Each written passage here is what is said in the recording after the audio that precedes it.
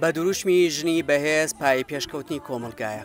لە ڕۆژی گیانی ژناندا کچان و ژنانی سلێمانی لە پێش باخی گشتی گرد بوونەوە. جگە لە پیرۆزبایی لە یەکدی دەستیان با هەنگێڕان کرد و وتیان ژنانی شاوشێوەی پیاوان یەکسانن. بەهار مونزیر یەکێکە لەو ژنە چالەکوانەی کە ساڵانێکی زۆرە داکوتیکارێکی سەرسەختی مافەکانی ژنانە. دوای هەڵسەنگاندنێکی کارەکانی لەلایەن ڕێکخەرانی مەراسیمی 8 مارس بوو بە براوەی خەڵاتی یەکسانی. 8 مارس بۆ ئێمە ڕۆژێکی تایبەتە لە بەرەوەی لەسەر تاسەری جیهان ئەم ڕۆژە بەرز ڕائگیرێت. هەموو ساڵێکیش ئێمە لە کوردستان 8 مارس بەرز ڕاگرین بە شێوەی جیاواز چالاکیمان هەبووە. من نەمە یەکەم جارە خەڵاتێکی لەو چەشنە وەربگرم. دڵنیام لەوەی کە هەر کەسێک خەڵاتە گوەرەگرێت ئەرکێکی زیاترەکەوێتە سەرشانی. هەر لە ڕۆژی گیانی ژناندا پەیمانگەی مافە نێودەوڵەتیەکان بە ماهەنگی ڕێکخراوی پەیامنێران لە پای هەوڵ و ماندووبوون و سەرکەوتن لە بواری ڕۆژنامەوانی ڕێزلێنانی بەخشیە زیاد لە 42 ڕۆژنامەنووسی ژن لە سنووری پارێزگای سلێمانی. یەکێک لەو ڕۆژنامەنووسانەشی کە ڕێزلێنانی پێبەخشرا سنوور کەریم پەیامنێری دەنگی ئەمریکا بوو.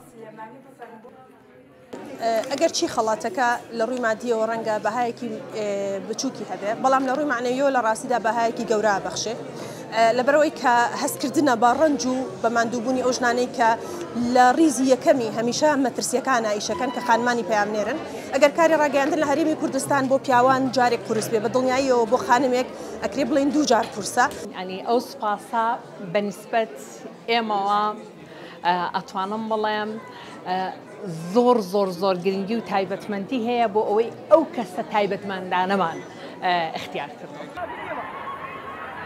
لەلایەکی دیکەوە لە ڕێپێوانێکدا ژنان و کچان بە وتنەوەی دروشمی ژن ژیان ئازادی داوای ڕاگررتنی ئەو توند و تیژیانیان دەکرد کە لێرە و لەوێ بەرامبەر بە ژنان دەکرێت.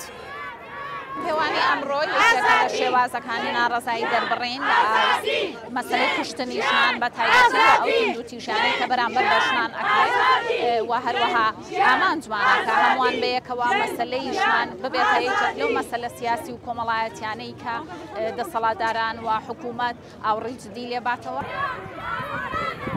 ڕۆژی گیانی ژنان لە بنەڕەتدا تایبەتمەندە بە ڕۆژی گیانی ژنانی کارکەر بەر لەوەی ڕێکخراوی نەتەوەیەگرتووەکان لە ساڵی 1975 وەک ڕۆژێکی ڕەسمی تایبەت بە ژناندانی پێدا بنێت.